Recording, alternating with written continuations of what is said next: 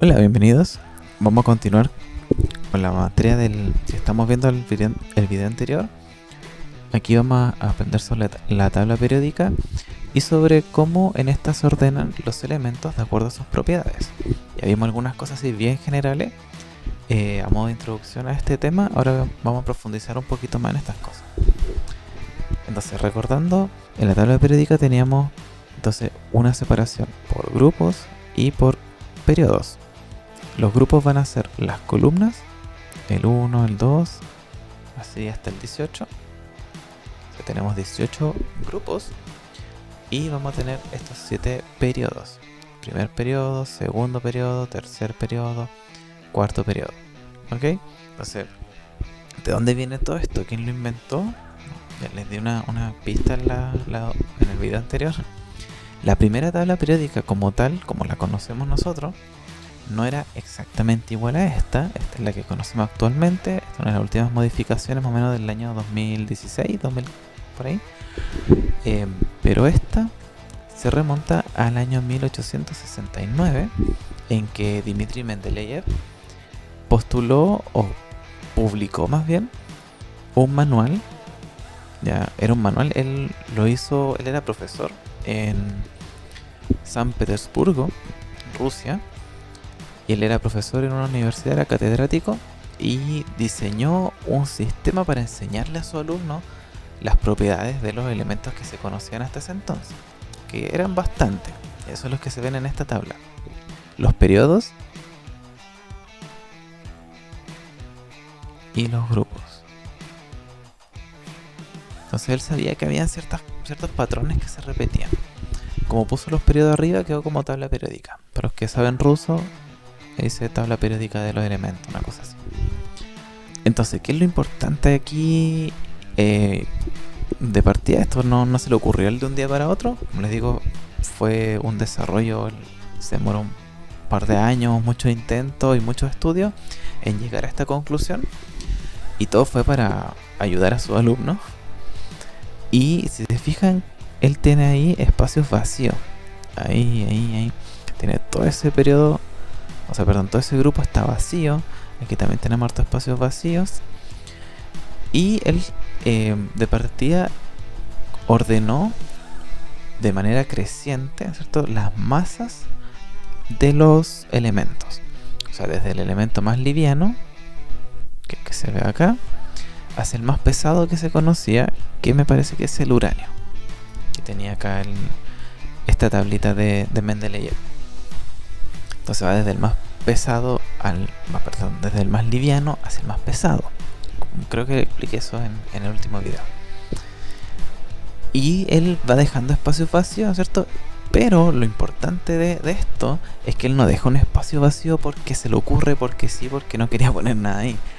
Sino que él dice que en esos espacios debería haber un elemento con una masa específica.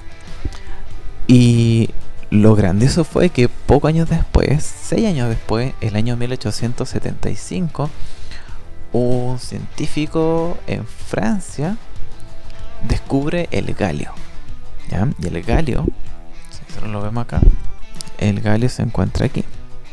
Y él había dejado vacío ese espacio, pero decía que el galio tenía una masa atómica muy cercana a 70. Ya, fíjense que está en 69,7. Él conocía el zinc, que tenía 65, y conocía el selenio, que para él tenía algo cercano a 80. En verdad sabemos que no es exactamente 80.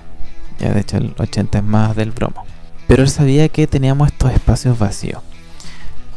Y como les decía, pocos años después descubren el galio y descubren que justamente tenía la masa que Mendeleev predecía, de acuerdo a este orden que él planteaba acá. Y no fue el único que se descubrió, sino que pasaron también otro par de años más y se descubre el escandio, que está aquí arribita. ¿Bien? Y lo mismo, él decía que tenía una masa atómica muy cercana a 45, ¿ya? Y sabemos hoy en día que es 44,9, o sea, estaba muy cerca. Y ese espacio estaba vacío. Él lo había dejado vacío diciendo que algún día se va a descubrir un elemento que tiene una masa atómica de 45. Y la chuntó. Bueno, la chuntó, él llevó el método científico a cabo y como sabemos, la ciencia no deja nada al azar, o sea, todo esto está muy bien estudiado. El problema con Dmitri Mendeleev es que él no se llevaba muy bien con la corona y bueno, justo en esta época ocurrió la Revolución Rusa. Para los que les gusta la historia, de cierta forma descalificaba bastante a un personaje que se llamaba Rasputín, que era como el médico de la familia del zar. Bueno, un tema bien interesante que se puede estudiar. Y a él le quitan su cátedra, ¿ya? Pero varios años después, cuando ya estaba viejito, le vuelven a dar su cátedra. Se había pasado todo el tema. De hecho, Rusia se revoluciona, se van abajo los zar, tienen presidente y hartos shows. Después viene la Primera Guerra Mundial y bueno, ya. Siguiendo con esto. Entonces, lo que dice Mendeleev, él clasifica de manera bien general los elementos en dos tipos: en los metales y los no metales. ¿Ya? ¿Por qué los no metales? Porque en ese entonces se conocían principalmente metales y hasta el día de hoy. Fijémonos en la tabla periódica nuevamente. Todos los que están con estos colores y estos, bueno, estos se consideran metaloides, o sea, se parecen mucho a los metales, pero no funcionan como un metal. Entonces todos los que tienen estos colores son metales. O sea, todos los que están acá, hacia abajo, hasta estos amarillos que están aquí, todo eso, los que están acá abajo también, ya, todo eso lo voy a pintar. Todos esos son metales. Todos los que quedaron afuera no son metales. Entonces la gran mayoría de los elementos son metálicos. Entonces por eso se clasifican como los metales y los no metales. Estos que están aquí abajito, como son muy nuevos y no se conocen en la naturaleza, no podemos decir que sean metales o no metales, porque no existen prácticamente en la naturaleza, no lo hemos podido ver. Se hacen en laboratorio y se hacen unos poquitos átomos que no viven mucho antes de pasar a eso. Después de que Mendeleev propone su tabla y se va confirmando año a año, ¿cierto? Se van encontrando nuevos y más nuevos elementos, aparece otro caballero que no lo puse aquí, que se llama Niels Bohr. Niels Bohr, él propuso uno de los modelos atómicos.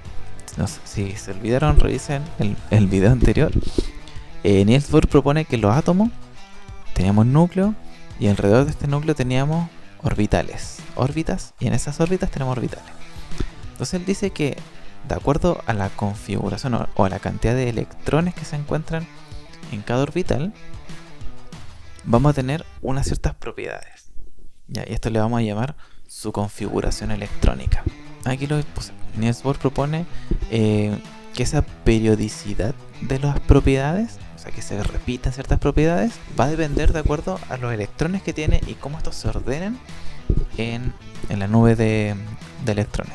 Entonces, ¿se acuerdan que yo les dije que la tabla antigua es distinta a la nueva? O sea, se parece bastante, pero no tanto. Ya, esto cambió cuando se descubrió este tema de la configuración electrónica. O sea que una vez que se descubrieron todo este cuento que les voy a contar en un ratito más de los orbitales, se cambió este orden de los periodos por los grupos y se reordenaron los elementos que se iban descubriendo. ¿Qué es lo importante de conocer la configuración electrónica? Es que vamos a tener estos 4 distintos tipos de orbitales: el orbital S, el orbital P, el orbital D y el orbital F.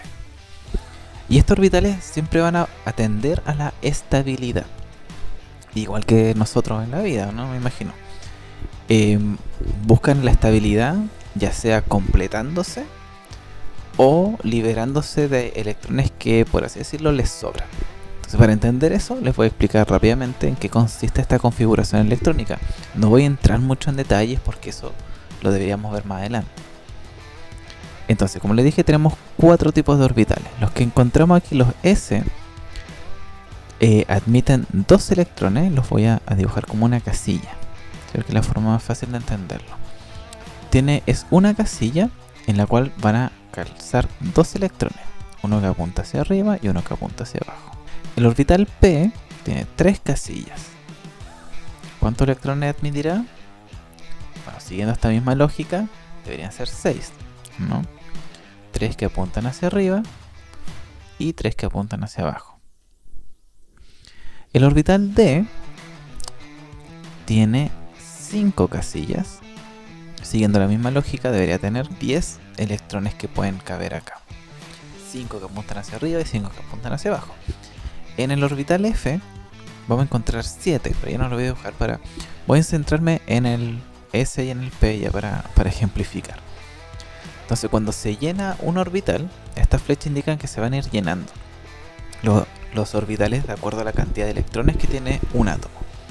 Cuando se llena uno, vamos a seguir el caminito que nos indica la flecha y se va a llenar el que viene. Seguimos el camino que indica la flecha y se va a llenar el que viene.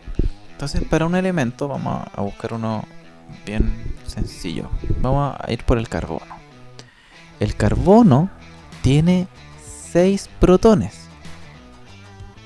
¿Ya? Porque el número atómico lo que nos dice es su cantidad de protones. Si es 6, porque tiene 6 protones. Si está en su estado natural, quiere decir que tiene 6 electrones también. Voy a escribir aquí arribita. Carbono 6 tiene 6 electrones. Como sabemos que el carbono tiene 6 electrones, veamos cuál debería ser su configuración electrónica. Decimos que en el primer 1s caben estos 2 electrones que están acá. Vamos a dibujar los 6 electrones. 1, 2, 3, 4, 5 y 6. En el primer orbital van a entrar estos 2 electrones, estos 2 primeros, S y S. Están aquí, en el 1s, ¿ya? Están ahí los 2. Seguimos la flechita, porque ya se llenó S, tenemos que buscar dónde vamos a guardar estos otros 4 electrones que están aquí. Llegamos al 2s.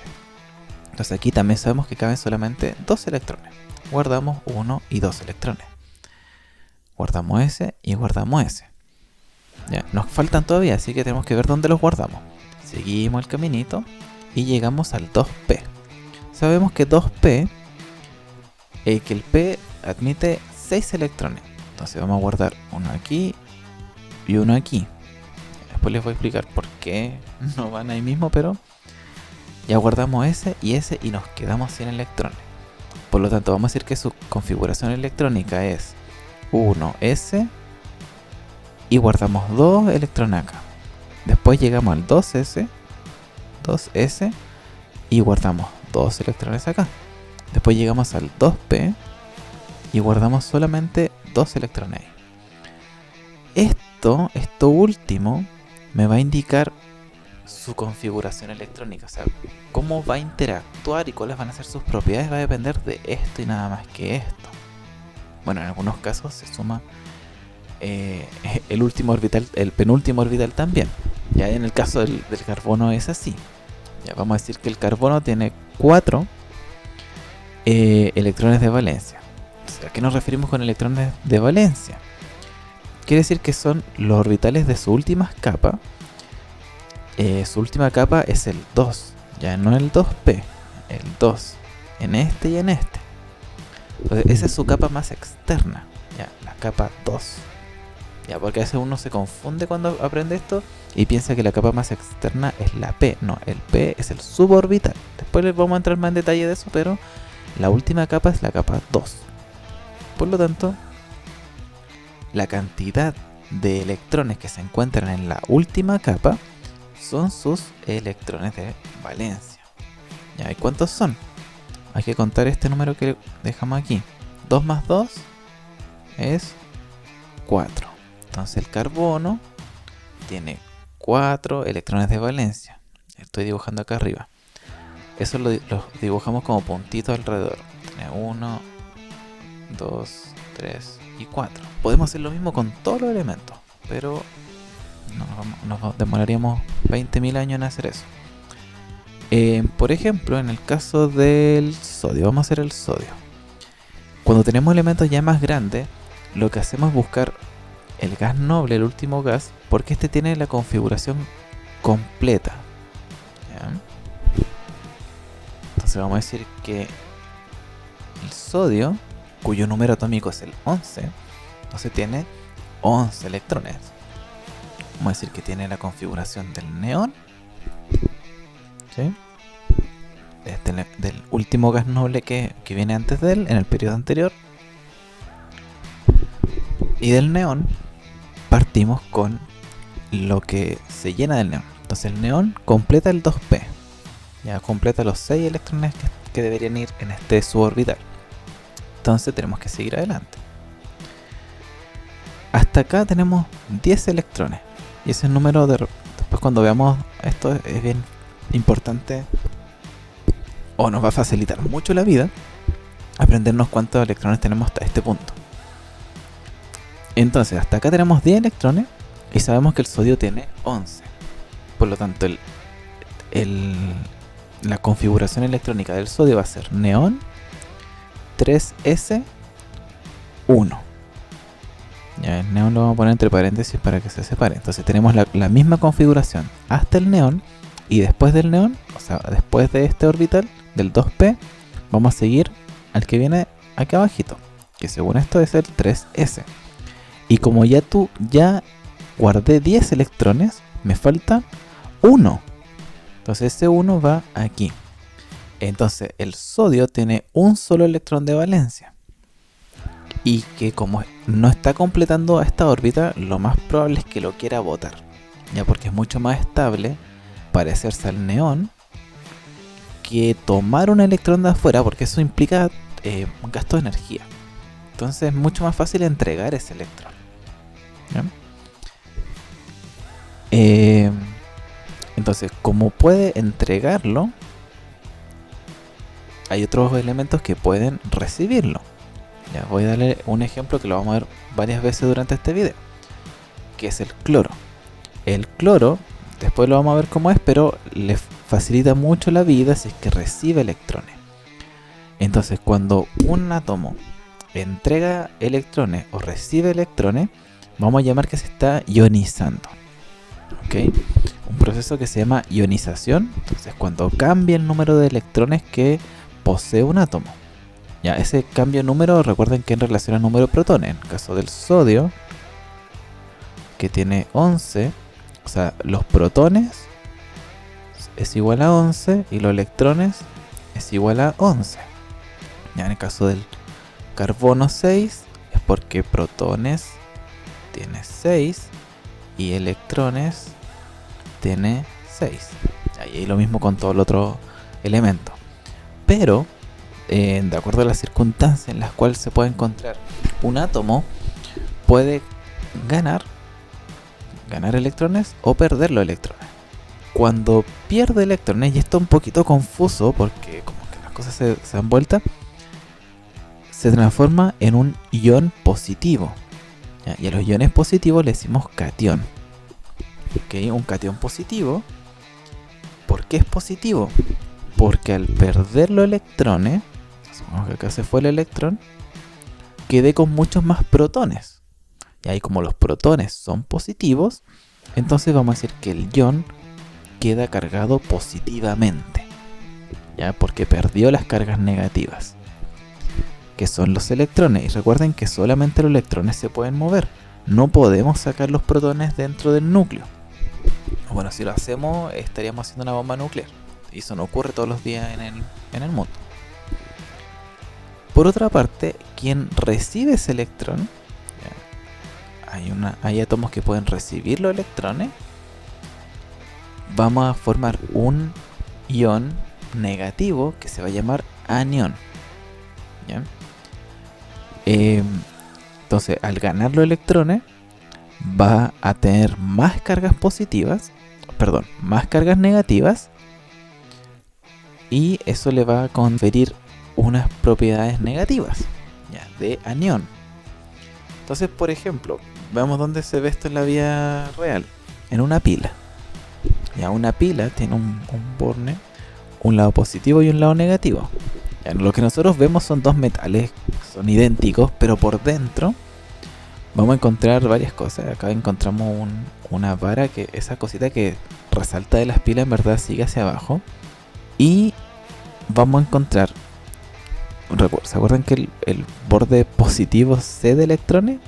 Cuando nosotros conectamos una punta de la pila con la otra, lo que estamos haciendo es ese catión, o sea, transformando estos átomos que están acá en cationes y que van a empezar a transferir esos electrones a través del cable o cualquier conector que nosotros queramos a estos aniones, que como les falta energía, o sea, no es que les falte energía, sino que les faltan electrones, van a comenzar a llenarse y en algún momento eso se iguala y ahí es cuando la batería o la pila se gasta.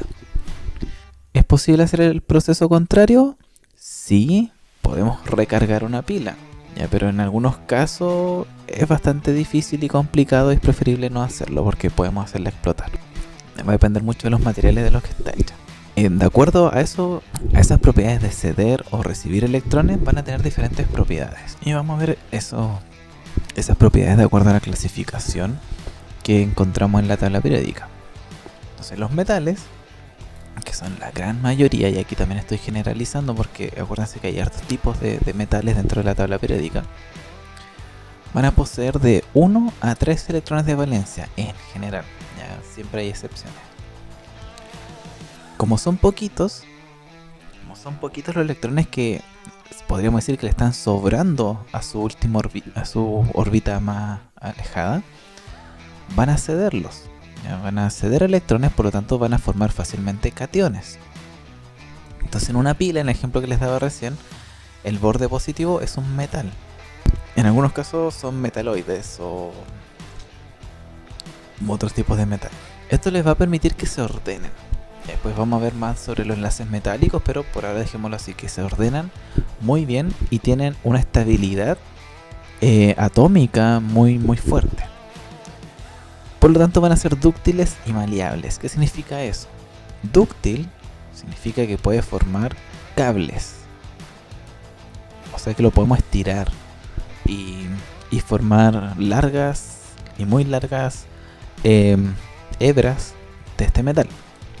¿Con todos los metales podemos hacer cables? Sí, pero el problema es que algunos son mejores que otros.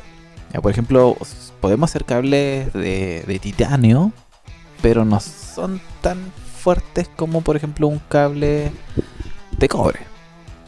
Y otra propiedad de los metales en general es que son maleables. Y maleables significa que podemos hacer láminas con ellos. La gracia de una lámina es que puede ser muy delgadita. Piensen en el aluminio. El aluminio que uno lo usa en la cocina es un metal que está bajo un proceso de maleabilidad que lo hace una lámina muy delgadita y resistente. Bueno, igual se puede romper, pero no se desarma solo, a eso me refiero. En general los metales van a ser muy buenos conductores, ¿ya? Y los que se parecen a los metales pero no son metales porque de repente conducen electricidad y de repente no, y son los que ocupamos para estas cosas, ¿ya? Un procesador, una placa o un circuito integrado, estas cosas. De hecho, específicamente estas cosas que se llaman condensadores o la resistencia van a estar hechos de un elemento que se llama el silicio, porque el silicio en ciertas condiciones conduce electricidad y en otras condiciones no la conduce. Por eso le decimos que es un semiconductor, ¿ya? Y si vamos a la tabla periódica, el silicio no es un metal, ¿ya? Se encuentra aquí abajito el carbono. Es un metaloide. Recuerden, metaloide significa que se comporta como un metal a veces, cuando quiere, ¿ya? Bajo ciertas circunstancias. Por lo mismo hay que tener siempre cuidado con los computadores, esas cosas que no se sobrecalienten, porque deja de actuar como un metal y deja de transferir electricidad, y ahí es cuando se apagan las cosas. Ya, cuando mezclamos diferentes elementos metálicos, y tiene que ser un metal con un no metal, llamamos una aleación, ¿ya? Y en las aleaciones tenemos hartos ejemplos conocidos, como el cobre, por ejemplo, como el bronce, que va a ser una mezcla de cobre con estaño.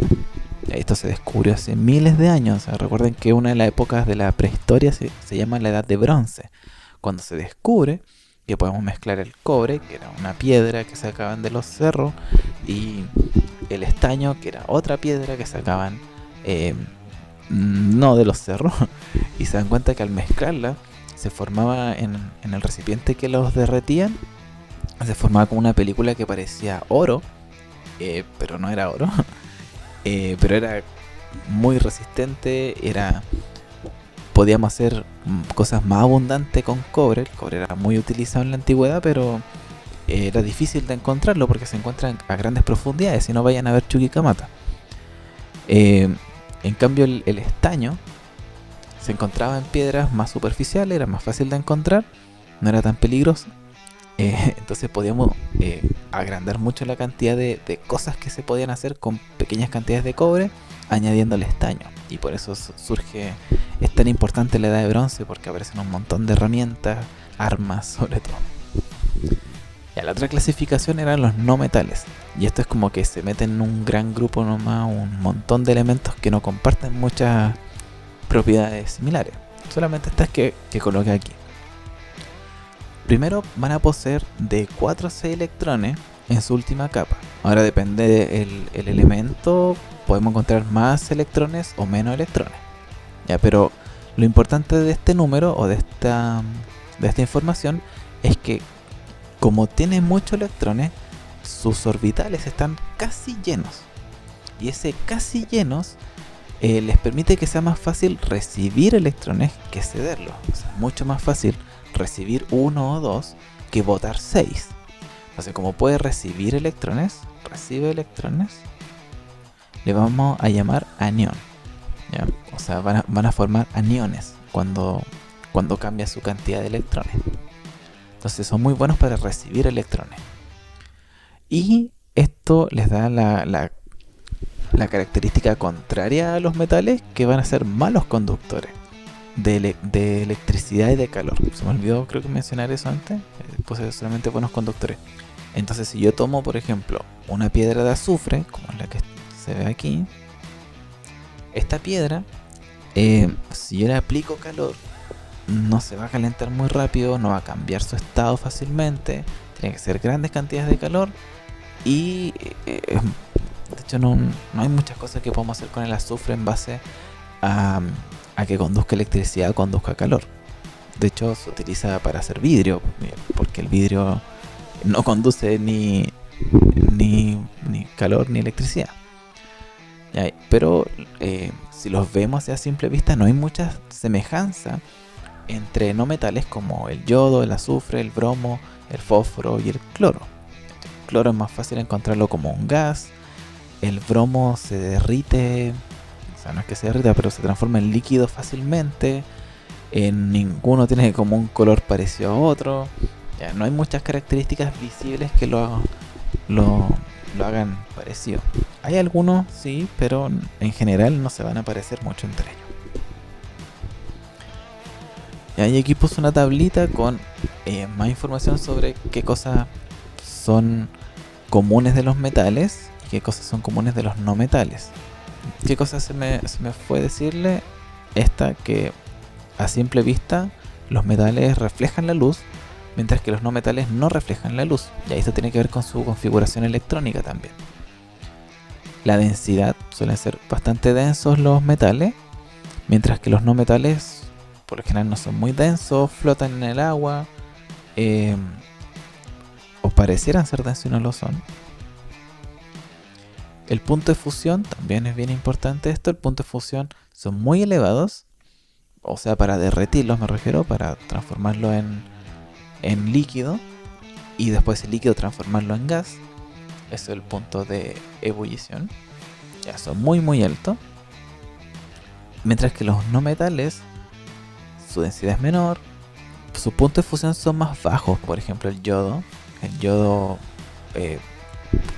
se transforma en gas a temperaturas bastante bajas. Un poco de yodo, si lo colocan al fuego, se transforma en gas rápidamente. Bueno, eso son propiedades generales. Ya, como les digo, siempre hay excepciones y por eso dejé de lado algunas mientras hacía el power. Bueno, y eso sería las propiedades generales dentro de la tabla periódica de los elementos de acuerdo a sus clasificaciones. Entonces, para resumir un poco, la tabla periódica ordena los elementos de acuerdo a su peso. Luego se le añade la configuración electrónica, que tiene que ver con la cantidad de cómo se ordenan la cantidad de electrones que tiene. Y vamos a encontrar metales o no metales. Vean esta tablita que está súper clara con las grandes características que destacan, o más bien que diferencian un metal de un no metal. Eso, nos vemos en el próximo video.